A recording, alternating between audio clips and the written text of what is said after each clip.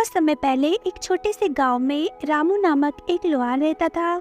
उसका एक छोटा सा दुकान था। सुबह सूरज की पहली किरण के साथ वो अपने सामान को तैयार करता और दिन भर लोहे के औजार, बर्तन और चूल्हे बनाता। उसकी छोटी सी दुकान ही उसकी दुनिया थी और वो उसी में संतुष्ट था। एक दिन रामू जब अपने काम में व्यस्त था, एक अजनबी आदमी उसकी दुकान पर आया। वो आदमी था तो साधारण, लेकिन उसकी आंखों में कुछ ऐसा था जो रामू को सामान्य से कहीं आकर्षित कर रहा था। आदमी के हाथ में एक चमचमाता हुआ हथौड़ा था। आदमी ने कहा, रामू, मैं तुम्हें यह जादुई हथौड़ा देना चाहता हूँ। जादुई हथौड़ा? पर आप हो कौन और आप मुझे कैसे जानते हो? तुम मुझे नहीं जानते, लेकिन मैं तुम्हें अच्छे से जानता हूँ।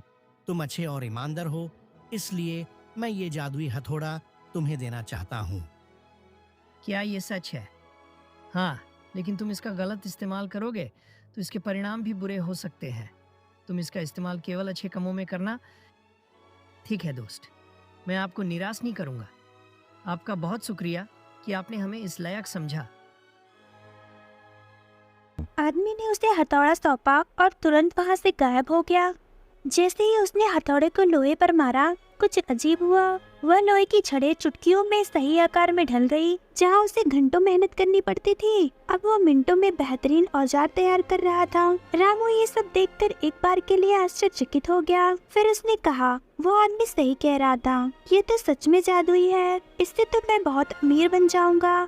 रामू उन सभी बर्तन को अपनी दुकान पर बेचने लगा। धीरे धीरे उसकी दुकान पर लोगों की भीड़ लगने लगी। हर कोई इसकी कला का कायल हो गया। रामू का नाम पूरे गांव में फैल गया और उसकी दुकान सबसे प्रसिद्ध हो गई। लेकिन एक दिन ये खबर गांव के जमींदार को पड़ी। जमींदार ने रामू के बारे में सुना और सोचा, अगर ये हथौड़ा इतना खास है तो मुझे भी चाहिए। वह रामू के पास जाता है और रामू से कहता है, रामू, मुझे वह हथौड़ा दे दो। मैं इसे अपने व्यापार में उपयोग करूंगा और तुम्हारी मदद भी करूंगा। तुम्हारा क्या जाता है? तुम एक लोहार हो, लेकिन मैं एक जमींदार हूँ।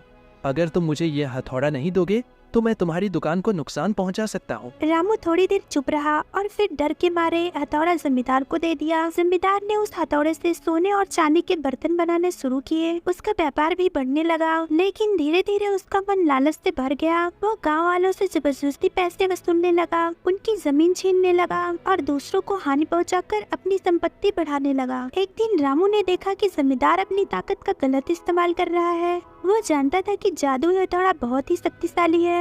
रामू ने जमींदार के पास जाकर कहा, तुमने इसका गलत इस्तेमाल करना शुरू कर दिया है। तुम इसे अच्छा करने के लिए इस्तेमाल कर सकते थे, लेकिन तुमने इसे अपने लालच और तृष्णा के लिए प्रयोग किया। तुम मुझे क्या समझाओगे रामू? अब यह हथौड़ा मेरी शक्ति है और मैं इसका जैसा चाहूं वैसा इस्तेमाल करूंगा। तुम नहीं समझ रहे हो, यह हथौड़ा किसी को धोखा देने के लिए नहीं, बल्कि अच्छा करने के लिए है। जमींदार ने रामू की बात नहीं सुनी और हथौड़े का इस्तेमाल जारी रखा। जैसे ही उसने हथौड़ा मारा, कुछ अजीब हुआ। हथौड़ा एक जोरदार आवाज के साथ टूट गया। अचानक पूरे गांव में एक जबरदस्त तूफान आ गया।